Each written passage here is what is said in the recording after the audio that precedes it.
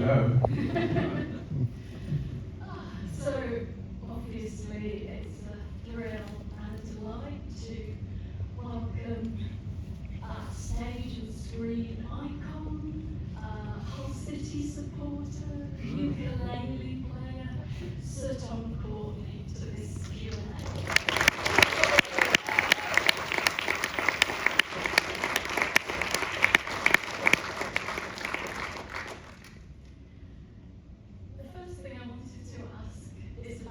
We've just seen. Do you think you made the right decision to stay rather than go to London? No. I should have gone really, but except he's not, he's not, he just lives in his imagination, doesn't he, really? And I think the girl he was going with is perhaps a little bit dubious. Julie looked amazing, and of course she went on to have a marvelous screen career. Actually, she was turned down. She wasn't the first pick. We did tests with Topsy Jane, who'd been in the long distance runner with me, with Pauline Bertie, and with Julie. And Topsy Jane was picked. And then after 2 or 3 weeks, Topsy Jane was gone, and she wasn't well or something, I don't know. And there was Julie, and her first scene, in fact, was in the balcony at the dance hall. And this, okay, Julie, she had to do this scene. I think it was quite tricky for her. But it worked. But I think, I don't know how realistic the film is. It's got some very funny bits, lots of Jon's jokes, the Dagenham Girl Pipers. I remember asking a producer, see about it, like, oh, could we have Dagenham Girl Pipers for a day? Oh, come on then, how much are they? They were nearer than I was, that's for sure. So, I've stopped. No. I think one of the things that I find so compelling about the film is that certain elements of it feel very of their time. So the idea of the Dagenham Girl Pipers attending a supermarket opening seems like quite extraordinary now. But there are other aspects of the film that feel very modern, very relevant. That idea of being frustrated, wanting to make your way in a creative profession, but feeling that you can't make that leap. Was that something that you related to personally in that character? The speech in it, because I took over in the play from Albert Finney, and Jon rightly chose me for the film over Albert because I think there's no way Albert would have got on that train. Anyway, he was much better off because he did Tom Jones, which made him a millionaire, rather than millionaire, which wouldn't have made him a millionaire. So he came out to it well. So what was the point? I lost my drift now. I guess that idea of, identifying. Oh yeah, sorry. The piece that I could really relate to was the speech about Rachel. Because as Billy was, an 11 plus scholarship boy. That's how I got to the grammar school, got my education, got on to university. And there's a speech when he says, grateful for this, grateful for that, grateful for that woman who has scholarship. And it got I got in a state on the play, and I couldn't get it out. It wouldn't all come out.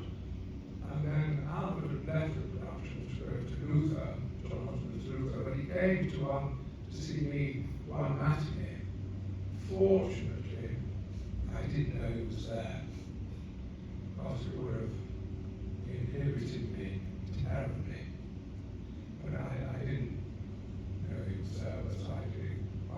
I really liked it. I enjoyed it. You know, it was a lovely part, lots of funny things to do. And also you acted out things. Whereas, you know, in the film you get these fantasies which obviously John wanted to make it more filming, but I loved the little funny things that really did on stage. But anyway. So it came to the grateful speech, and I couldn't finish it. And Albert, still afterwards, Albert, we weren't friends then, we became friends, best friends later, after we did the film Dresser, best friends. But then we weren't friends. And so we had a cup of tea afterwards. He said, grateful speech. Okay, now you're going to have to do something about that. And I said, what I did do, boy, I can't remember. I think I can't remember. I think it was time. Actually, not getting it all out because it meant so much to him. And certainly that was the part of the part that got nearest to me. And this thing of Ambrosia, Albert had got on the set, he made a demand of Ambrosia. And it really meant nothing to me. Because in fact, really that scholarship boy was just in me. I didn't need to have Ambrosia. But of course I got lots of lovely business from Albert. That's why his days off. And it's all over with. I have to take the day talking very good. And then one night he used to fall backwards, and I never dared to do that. And one night I did. And I almost brained myself on the kitchen table behind me. So the next night I did myself a little room and did it backward forward, which was very dramatic. And I'm so full of play. That I'm never sure about fantasies. I thought I had to face bully sometimes, but I suppose there's no alternative. Well, I think you put some lovely faces in the film as well. So it was a bit of a challenge to sort of play the character on film, having played it. Well, yes, because I knew it, and so it was a pressure. I think that's a good pressure for me, but I thought I was better in the long distance run because I was so raw, terrified at first, but absolutely raw. And this I was halfway between having done it on the stage and doing it now in a fresh way. But I had some good bits, I suppose. So I'm not sure about it. No, you definitely have some good bits. I think that's fair to say. You worked with a remarkable group of directors really early in your career, so Tony Richardson, Joseph Losey, David Lee, and Jon Schlesinger for this film. What are your recollections of being directed by Schlesinger? How did he help you? John really liked his jokes. It was one of his, when we were the last fantasy again in the snow over the coffin, John's standing there, and he got a lot of people. He used to like to put members of the crew and on in the shots in the film. Of course, you know, he's a real lightness. And we had a lot of fun on the set. Whether that was John or not, in the basement of Shadrach and Gooseberry, with all the coffins.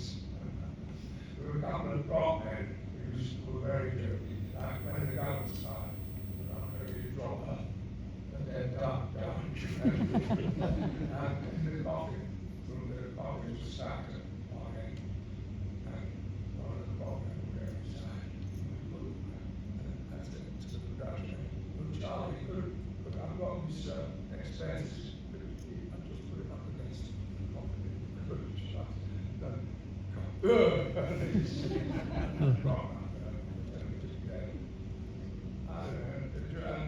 I remember someone doing all the lighting.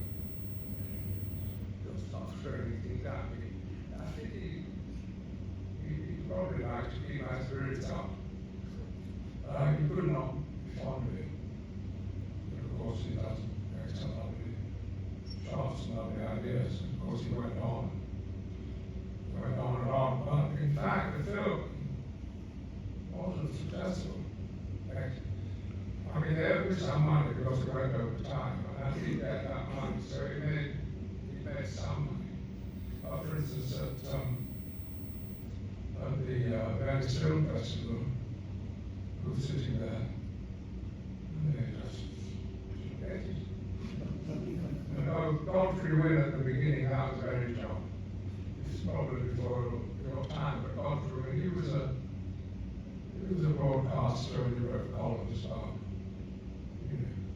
how you behave and all that announcement at the beginning, that's very John. I'm sure he would put all that in. But these lovely jokes. And of course, in America, Albert had Tom Jones on in New York, and he was also playing in John Osborne's Luther.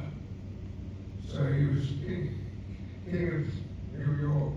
I was passing through New York to go to the Acapulco Film Festival, something to do with the lodges and so on. But it was hoped that in the meantime I'd get some publicity for the Lair, which was just opened up. They weren't remotely interested in it in New York. And then about 20 years later, they had a little showing of it on This America. So, have you seen the notices? I said, excuse me, they're 25 years too late. And he said, oh, yeah, you see, we hadn't had the Beatles then. If we had had the Beatles. In fact, there was one film which I could have been in, called Georgia. That would be much better, because it had the Beatles. So we were obviously in America before our time. Sometimes it's hard to be at the vanguard, ahead of your time, and only recognise later on. Yes, ahead or behind. It's very difficult to get it just right on song. I wanted to ask as well about filming on location in Bradford. What are your recollections of that experience? Well, I was constantly being surprised at things that I'd forgotten. I remember my dad was there once, and watching, because it wasn't far from home. I can't remember where in a hotel, we stayed in a hotel in Bradford. It was Bradford where we managed to, I think maybe the station was, I can't remember. It was a long time ago, you know. I think it's over 60 years ago. I thought my cheek burned. I should have got there, but... There are some moments in the film that feel quite improvised. That scene when you're doing Lose Yourself in London. Oh, Did you yeah. get kind of free rein to I think go it's, for it? I think I probably did. I think I improvised. And I got it on, some of it was crap, some of it was okay. It's usually what happens with improvisation. I think it was jolly good.